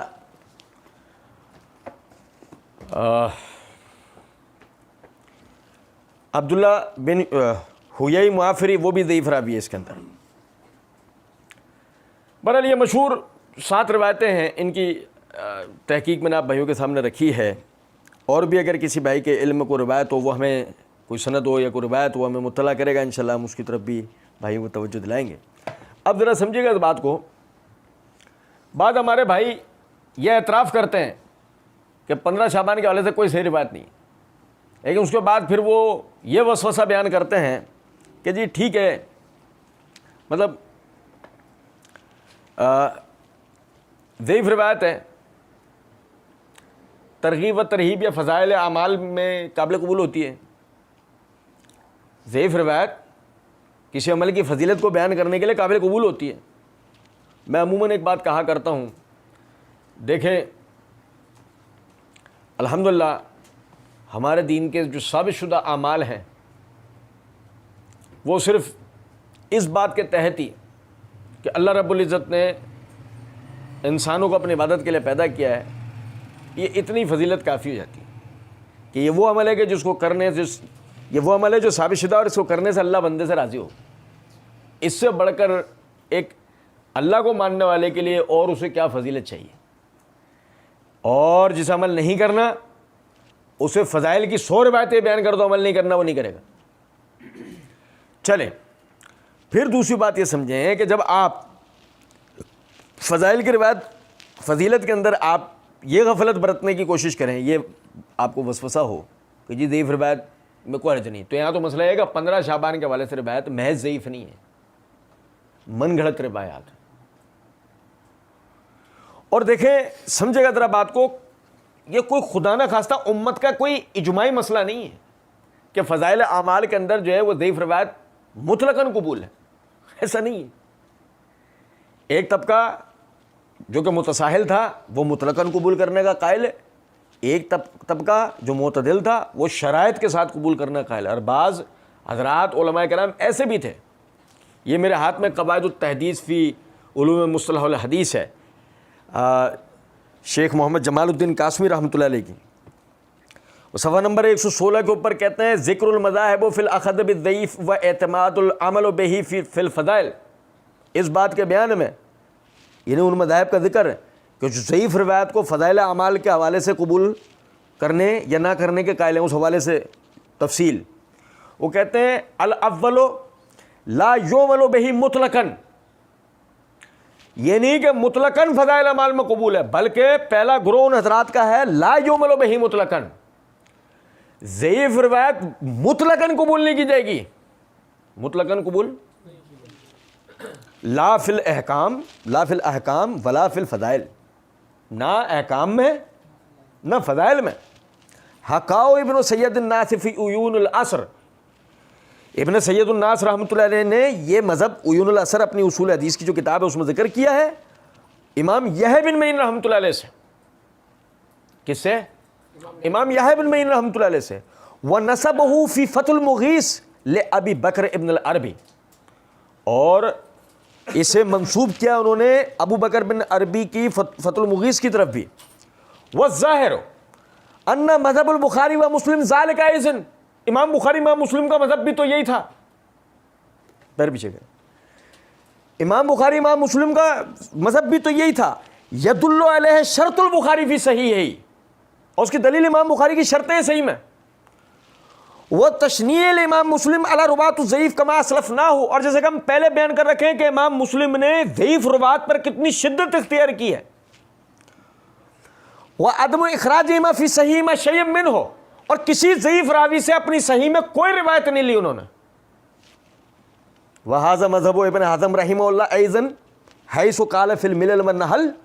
اور یہی مذہب امام ابن حزم کا جیسے کہ انہوں نے اپنی کتاب ملل والنحل کے اندر لکھا ہے، ما نقلہ اہل المشرق والمغرب او کافۃ عن کافۃ او ثقۃ عن ثقۃ حتی یبلغ الی النبی صلی اللہ علیہ وسلم، ہم نہیں نقل کرتے اہل مشرق سے ہوں یا اہل مغرب سے، سارے کے سارے ہوں، سارے کے ساروں سے روایت کرنا، سکہ ہو سکہ سے روایت کرنا لو، یہاں تک کہ سند پہنچے نبی صلی اللہ علیہ وسلم تک۔ الا ان فی طریق رجل مجروح بکذب او غفلت، سوائے اس حدیث کو قبول کرنے کے کہ جس کی سند کے اندر راوی مجروح ہو کذب کے ساتھ یا غفلت کے ساتھ، اس پہ جرح ہو جھوٹ کی یا غفلت کی، او مجہول الحال، یا وہ کیا ہو اس کا حال یعنی کہ نہ پتا ہو۔ فَهَذَا يَقُولُ بِهِ بَعْضُ الْمُسْلِمِينَ، اور یہی بات مسلمان کہتے ہیں، بلا يَحِلُّ عِندَنَا الْقَوْلُ بِهِ وَلَا تَصْدِيقُهُ وَلَا الْأَخْذُ بِشَيْءٍ مِّنْهُ، اور ایسا کوئی شخص کہ جو ان کی تصدیق کرتا ہو ہم ان سے کوئی بھی چیز لینے کے قائل نہیں ہیں۔ امام یحییٰ بن معین فضائل میں ضعیف روایت کو قبول کرنے کے قائل نہیں تھے، امام بخاری امام مسلم نے نہیں کی ہے، بخاری مسلم کے اندر فضیلت کے ہی نام پہ صحیح کوئی ضعیف روایت آئی۔ اچھا دیکھیں، یہ اسی طریقے سے یہ شرح علل ترمذی ہے ابن رجب حنبلی رحمۃ اللہ علیہ کی، اس کی جلد نمبر 1 کا صفحہ نمبر 74 کے اوپر امام ابن رجب کہتے ہیں وظاہر ما ذکرہ مسلم فی مقدمۃ کتابہ یقتضی انہ لا تروی احادیث الترغیب والترہیب الا عمن تروی عنہ الاحکام، کہ ظاہر یہی ہے جو امام مسلم نے اپنی کتاب کے مقدمے میں ذکر کیا ہے، وہ مقتضی ہے اس بات کا کہ ترغیب و ترہیب کے اندر بھی انہی راویوں کی روایت قبول کی جائے گی جن سے احکام کی روایت لی جاتی ہے، یعنی احکام میں ثقہ و صدوق و ضابط و حافظ کی روایت لی جاتی ہے، بالکل اسی طریقے سے فضائل اعمال کے حوالے سے بھی ثقہ، صدوق، ضابط و حافظ کی روایت قبول کی جائے گی۔ اچھا پھر دیکھیں یہ کتاب الوسیلہ ابن تیمیہ رحمۃ اللہ علیہ کی، اس کے صفحہ نمبر 178 کے اوپر کہتے ہیں مقصود یہ بتانا ہے کہ جو حدیثیں اس باب میں روایت کی جاتی ہیں وہ ان غریب منکر بلکہ موضوع احادیث میں سے ہیں، موضوع یعنی من گھڑت احادیث میں سے ہیں جنہیں فضائل و مناقب کے سلسلے میں کھری کھوٹی ہر طرح کی روایتیں جمع کرنے والوں نے نقل کیا ہے۔ اوقات و مقامات، عبادات و اخلاق، انبیاء و اصحاب کے فضائل میں لوگوں نے ہر طرح کی احادیث روایت کر دی ہیں، جن میں صحیح بھی ہیں، حسن بھی ہیں، ضعیف بھی ہیں اور سراسر موضوع و جھوٹی بھی، لیکن شریعت میں محض صحیح و حسن حدیثوں پر ہی اعتماد کیا جا سکتا ہے، ضعیف احادیث لینا درست نہیں ہے، یہی امام ابن تیمیہ رحمۃ اللہ علیہ کہتے ہیں۔ پھر اس کے بعد دیکھیں یہ تبین العجب حافظ ابن حجر رحمۃ اللہ علیہ کا رسالہ ہے، اس کے صفحہ نمبر 71 کے اوپر وہ کہتے ہیں لم یردو فی فضل لم یرد فی فضل شہر رجب ولا فی صیامہ ولا فی صیام شیء منہ معین ولا فی قیام لیلۃ مخصوصہ فیہ حدیث صحیح یصلح للحجہ. نہیں وارد ہوئی رجب کے مہینے کی فضیلت کے حوالے سے کوئی روایت، نہیں ان میں روزہ رکھنے کے حوالے سے، نہیں اس کے روزوں کے حوالے سے کوئی مخصوص تعداد کے حوالے سے، نہیں اس کی کوئی رات کے مخصوص قیام کے حوالے سے کوئی حدیث صحیح جس سے دلیل لینا ثابت شدہ ہو. وقد سبقنی الی الجزم بذلک الامام ابو اسماعیل الحروی، اور ہم نے اس کو بالجزم پیچھے ہی بیان کر دیا ہے کہ امام ابو اسماعیل الحروی الحافظ سے کہ انہوں نے روایت کیا ہے، یعنی انہوں نے اس طرح کی بات کی ہے بسند صحیح کے ساتھ. وہ کہتے ہیں کہ وَكَذَلِكَ رَوَيْنَاهُ عَنْ غَيْرِهِ، اور ان کے علاوہ دیگر محدثین نے بھی یہ بات بیان کی ہے. وَلَكِنْ اشْتَرَحَ عَنْ أَهْلِ الْعِلْمِ يَتَسَمَّحُونَ فِي إِرَادِ الْأَحَادِيثِ فِي الْفَضَائِل وَإِنْ كَانَ فِيهَا ضَعْفٌ مَا لَمْ تَكُنْ مَوْضُوعَةٌ وَيَنْبَغِي مَعَ ذَلِكَ اشْتِرَاطُ أَنْ يَعْتَقِدَ الْعَامِلُ كَوْنَ ذَلِكَ الْحَدِيثَ ضَعِيفًا. اور لیکن مشہور یہ ہو گیا بعض اہل علم کے اندر کہ وہ فضائل کے حوالے سے ایسی روایتوں کو قبول کر لیتے ہیں کہ جن میں ضعف ہوتا ہے، وہ من گھڑت نہیں ہوتی، اور ان میں عامل کا عمل سے پہلے ضعیف ہونے کا اعتقاد بھی ہوتا ہے. وَأَلَّا يُشْهَرُ ذَلِكَ، لیکن اس کا ضعیف ہونا مشہور نہیں ہوتا. لِأَلَّا يَعْمَلُ الْمَرْءُ بِحَدِيثٍ ضَعِيفٍ فَيُشْرِحُ مَا لَيْسَ بِشَرْعٍ. اب ایک عام آدمی اس کے اوپر عمل کر لیتا ہے یہ سمجھ کے کہ یہ شریعت کے کاموں میں سے کوئی کام ہے. اور یرا بعض الجہال فیظنوا انہ سنت صحیحۃ، اور بعض علم سے کورے لوگ اسے لکھا ہوا پا لیتے ہیں، دیکھ لیتے ہیں، تو وہ سمجھتے ہیں کہ یہ نبی صلی اللہ علیہ وسلم کی ثابت شدہ سنت ہے. وقد صرح بمعن ذلك الاستاذ ابو محمد ابن عبد السلام وغیرہ، اور یہ اسی بات کی صراحت کی ہے امام ابو محمد ابن عبد السلام اور دیگر محدثین نے. وَلِيَحْذَرِ الْمَرْءُ مِنْ دُخُولِهِ تَحْتَ قَوْلِهِ صلی اللہ علیہ وسلم، اور انہوں نے ہر ایسے شخص کو نبی صلی اللہ علیہ وسلم کے اس قول کے تحت داخل کیا ہے من حدث عنی بحدیث یرا انہ کذب فہو احد الکذابین. جو شخص کوئی ایسی روایت بیان کرے کہ جس کو وہ جانتا ہے کہ یہ جھوٹی ہے، وہ جھوٹوں میں سے ایک جھوٹا ہے، وہ کذابوں میں سے ایک کذاب ہے.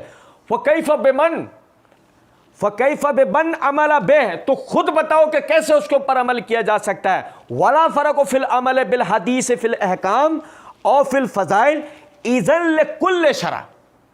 کوئی فرق نہیں ہے احکام اور فضائل کی روایتوں میں کہ سارے کے سارے شریعت کے اعمال ہیں، سارے کے سارے شریعت کے اعمال ہیں. حافظ ابن حجر رحمۃ اللہ علیہ بھی یہ بات واضح کر رہے ہیں کہ یہ کوئی بات نہیں ہے کہ جی فضائل میں جو ہے وہ ضعیف روایت قابل قبول نہیں ہے، احکام میں قابل قبول نہیں ہے، فضائل میں قبول کر لی جائے گی. یہ بڑی خطرناک بات ہے. یہ میرے ہاتھ میں امام شوکانی کی فوائد المجموعہ ہے، اس کے صفحہ نمبر 273 کے اوپر وہ کہتے ہیں ان الاحکام الشریعۃ متساویۃ الاقدام، احکام شریعہ متساوی ہیں، برابر ہیں. لا فرق بینہما، ان کے درمیان کوئی فرق نہیں ہے. فلا یحل اثبات شیء منها الا بما تقوم به الحجہ، ان میں سے کسی بھی چیز کا اثبات اس وقت تک نہیں ہو سکتا جب تک ان کے حوالے سے جو بیان کیا جا رہا ہے وہ ثابت شدہ نہ ہو. وَإِلَّا كَانَ مِنَ التَّقُولُ عَلَى اللَّهِ بِمَا لَمْ يَقُلْ، اور اگر ایسا نہیں ہوا تو تم اللہ کے ذمہ وہ بات لگا دو گے جو اللہ نے کہی نہیں ہے. وَفِيهِ مِنَ الْعُقُوبَةِ مَا هُوَ مَعْرُوفٌ، اور کون نہیں جانتا کہ اللہ نے اس کے اوپر کیا وعید نازل کی ہے، اور کون نہیں جانتا کہ اللہ نے اس کے اوپر کیا وعید نازل کی ہے. پھر اس کے بعد یہ محدث العصر ارشاد الاثری حفظہ اللہ کی کتاب مقالات، انہوں نے اپنی اس مقالات کے جلد 2 کے صفحہ نمبر 230 سے 231 کے درمیان بات کی ہے کہ علامہ ابو اسحاق شاطبی رحمہ اللہ کی معروف کتاب الاعتصام جلد 1 صفحہ 249 سے اس کی مزید تائید تفصیل نقل کی ہے، جس کا خلاصہ یہی ہے کہ بدعات کے رسیہ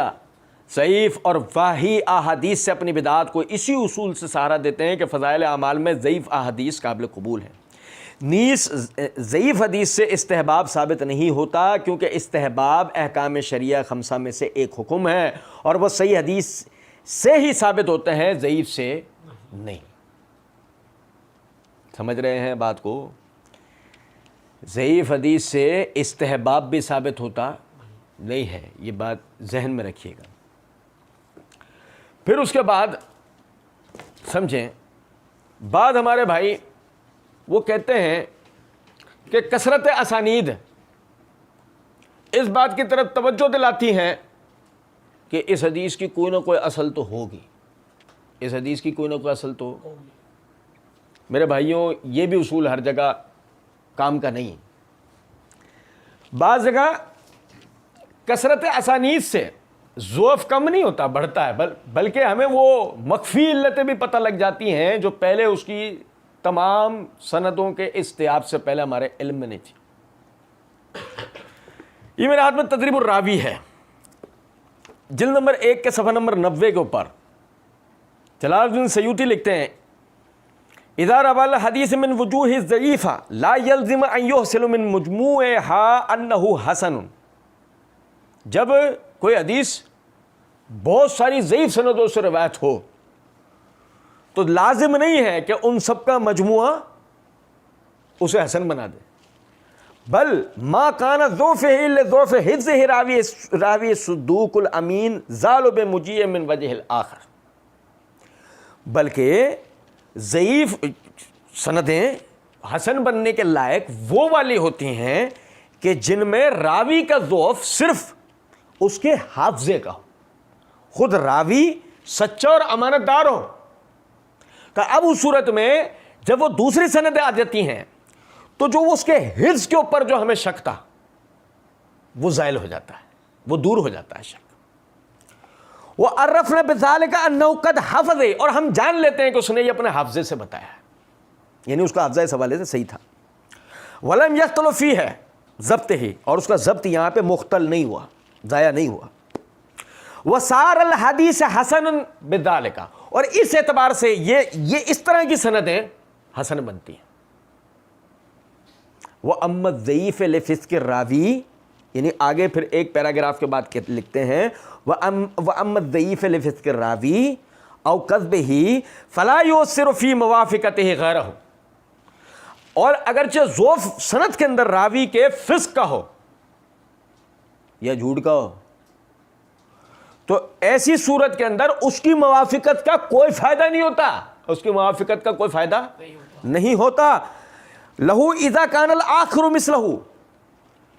سوائے اس کے کہ اگلی جو وہ سند بیان کر رہا ہے وہ سیم ٹو سیم وہ ہو کہ جو دوسرے راوی نے بیان کی تھی، یعنی کہ ایک ضعیف راوی جو متن بیان کر رہا ہے، دوسرا ضعیف راوی بھی وہی لفظاً بلفظاً وہی متن بیان کر رہا ہو، لیکن اس سے وہ حسن نہیں بن جائے گا، کیونکہ راوی فاسق بدعتی قسم کا یا کذاب دجال قسم کا راوی ہے، اس قسم کے روات ہیں۔ اور جیسے اس میں ہم نے پڑھا مجہول قسم کے راوی کہ جن کا عطا پتہ ہی نہیں ہے کہ وہ کس قسم کے لوگ تھے، تو ایسی سندیں مل کر قوت دے پاتی نہیں، بلکہ قوت ضعف بڑھاتی ہیں، کچھ بات یعنی کہ ضعف کی قوت شدت کو مزید بڑھاتی ہیں۔ اچھا، اسی طریقے سے اسی سے ملتی جلتی بات یہ مقدمہ ابن صلاح میرے ہاتھ میں ہے، اس کے صفحہ نمبر 17 پہ امام ابن صلاح رحمۃ اللہ علیہ نے اسی سے ملتے جلتے ہم میں نے بات کی ہے۔ پھر اس کے بعد یہ دیکھیں، یہ میرے ہاتھ میں النکت حافظ ابن حجر رحمۃ اللہ علیہ کی، اس کے صفحہ نمبر 133 پہ وہ ایک روایت کے اوپر بحث کرتے ہوئے حافظ ابن حجر رحمۃ اللہ علیہ کہتے ہیں فقط نقل النووی اتفاق الحفاظ علی ضعفہ ما کثرت طرقہ، اور امام نووی رحمۃ اللہ علیہ نے تمام محدثین و حفاظ کا اتفاق اس حدیث کے ضعیف ہونے پہ نقل کیا ہے، باوجود اس کے کہ اس کے کثرت سی سندیں تھیں، کثرت سے اس کی سندیں۔ تو میرا اس حافظ ابن حجر رحمۃ اللہ علیہ کے اس جملے کا حافظ ابن حجر رحمۃ اللہ علیہ کے اس جملے کے بیان کرنے کا مقصد یہ ہے، ہر جگہ ایسا کوئی اصول نہیں ہوتا کہ بہت ساری سندیں مل کے کسی روایت کو حسن بنا دیں۔ پھر دیکھیں، یہ علامہ جمال الدین ذیلی حنفی رحمۃ اللہ علیہ، ان کی کتاب ہے یہ نظم الرائع علی تخریج احادیث الہدایہ، اس کے جلد نمبر 1 کے صفحہ نمبر 437 کے اوپر وہ کہتے ہیں، اور کتنی احادیث ایسی ہیں کہ جن کی سند کثیر ہیں، بیان کرنے والے روات بھی کثرت سے ہیں، مگر وہ حدیثیں ضعیف ہیں، پھر انہوں نے مثالیں دی ہیں، پھر انہوں نے اس کی مثالیں دی ہیں۔ مثالیں بیان کرنے کے بعد آگے کہتے ہیں بل قد لا یزید الحدیث کثرت ترک الا ضعفا، بلکہ بعض مرتبہ کثرت سندوں سے یزید مطلب حدیث کو کوئی قوت نہیں ملتی، اس کا بلکہ ضعف مزید بڑھتا ہے، کیونکہ کثرت روات ہمیں سندوں میں موجود مخفی علتوں کی طرف اشارہ دے جاتے ہیں۔ اچھا، پھر اس کے بعد سمجھیں کہ اگر اس تفصیل کے باوجود بھی کسی ہمارے بھائی کو شوق ہونا وہ ان سب کے بعد بھی کہے نہیں جی ضعیف روایت پر عمل کیا جا سکتا ہے،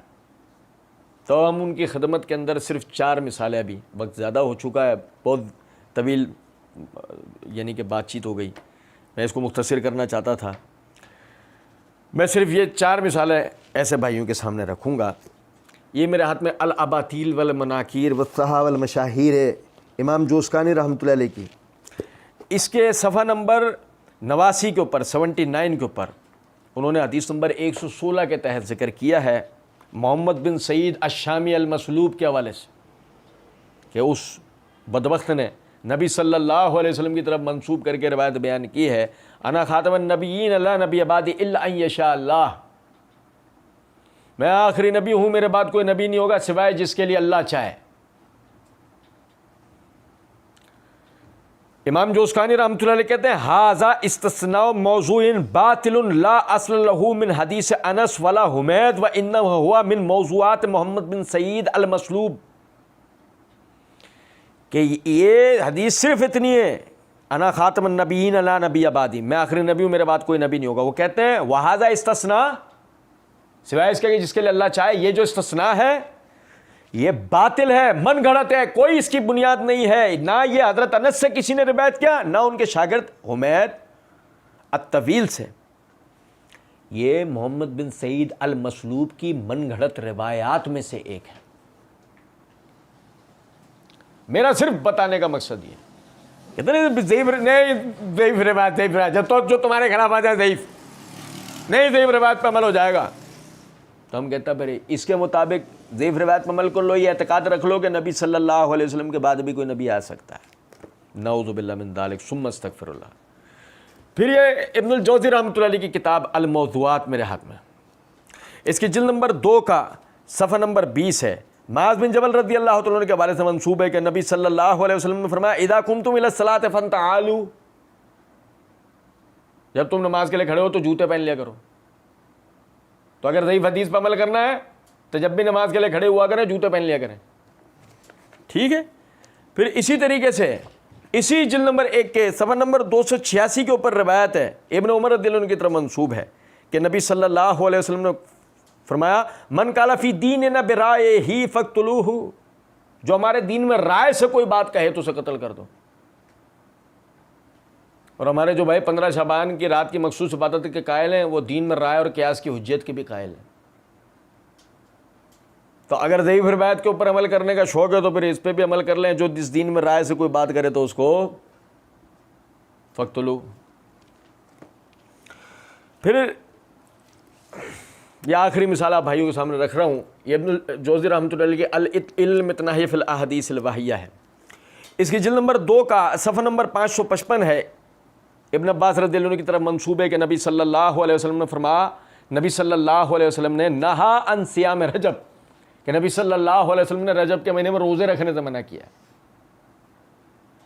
تو اگر ضعیف روایت آپ کے ہاں قابل قبول ہوئے تو آپ کو تو رجب کے مہینے میں روزے رکھنے ہی نہیں چاہیے، جبکہ بدقسمتی سے جہاں آپ 15 شعبان کی مخصوص عبادت کے قائل ہیں اور رجب کے مہینے میں بھی مخصوص روزے رکھنے کے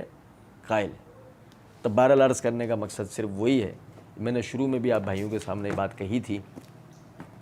الحمدللہ اللہ رب العزت نے ہمیں اپنی عبادت کے لیے پیدا کیا، دن کی فرض نمازوں کے ساتھ ساتھ صحیح مسلم کی حدیث میں نے آپ بھائیوں کے سامنے رکھی کہ نبی صلی اللہ علیہ وسلم نے رات کی عبادت کو فرض نمازوں کے بعد افضل ترین عبادت قرار دیا ہے۔ ہر رات عبادت کی رات ہے، ہر رات عبادت کرنے والا یا جب جس رات کو بھی اللہ توفیق دے دے عبادت کرنے والا اگر 15 شعبان کی رات کو بھی اٹھ جائے وہ عبادت کرے گا. 15 شعبان کی رات کو بھی اگر اس کو اللہ توفیق دے دے تو وہ عبادت کرے گا. لیکن صرف 15 شعبان کو ہی مخصوص کر کے عبادت کرنا اور بقیہ راتوں میں عبادت نہ کرنا. لیلۃ القدر کے حوالے سے جو فضائل بیان ہوئے کہ جی لوگوں کی مغفرت ہو جانا، رزق کا مقدر ہو جانا، کس کو کیا رزق ملے گا، کس کی کم، یہ سارے فضائل تو لیلۃ القدر کے لیے آئے ہیں صحیح احادیث اور قرآنی آیات سے، اور آپ اسے 15 شعبان کے حوالے سے بیان کرنا شروع ہو جائیں تو یہ آپ شریعت کی مخالفت کر رہے ہیں، یہ نبی صلی اللہ علیہ وسلم کی مخالفت کر رہے ہیں. اور پھر بغیر تحقیق ضعیف روایتوں کو قبول کر لینا، اور پھر تحقیق کرنے کے بعد ان کے ضعیف یعنی ان کے ضعیف ہونے کو تسلیم کرتے ہوئے بھی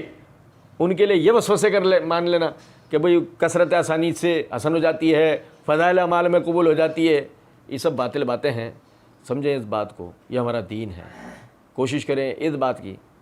کہ جہاں تک ممکن ہو صحیح حدیث پہ آپ اطلاع پائیں تو صحیح حدیث پہ ہی عمل کریں. اگر آپ کسی ضعیف حدیث پہ عمل کر رہے ہیں بے خبری میں اور تحقیق نہیں کرتے تو آپ عند اللہ پکڑے جائیں گے. لیکن اگر آپ ایک ضعیف حدیث پہ عمل کر رہے ہیں اور آپ کو ایسا لگ رہا ہے کہ وہ صحیح حدیث ہے، یعنی کہ آپ کی جو تحقیق تھی اس کو آپ کو ایسا لگا کہ یہ صحیح حدیث ہے، انشاءاللہ اس کے اوپر آپ کو کوئی گناہ نہیں ملے گا، کیونکہ آپ اجتہاداً یہ سمجھے کہ یہ حدیث صحیح ہے. لیکن سمجھے ذرا اس بات کو کہ آپ جانتے ہو کہ حدیث ضعیف ہیں اور پھر بھی آپ اس کے اوپر عمل کریں اور آپ اسے منسوب کریں نبی صلی اللہ علیہ وسلم کی طرف، تو یہ تو پھر بڑی خطرناک بات ہے. نبی صلی اللہ علیہ وسلم نے فرمایا کہ آدمی کے جھوٹا ہونے کے لیے اتنا کافی ہے کہ ہر سنی سنائی بات آگے بیان کر دے. اور صحیح بخاری صحیح مسلم کی متفق علیہ حدیث ہے کہ نبی صلی اللہ علیہ وسلم نے فرمایا جس شخص نے جان بوجھ کر مجھ پر جھوٹ باندھا اس نے اپنا ٹھکانہ جہنم میں بنا لیا. اللہ رب العزت سمجھنے اور عمل کرنے کی توفیق دے. وما علینا الا البلاغ.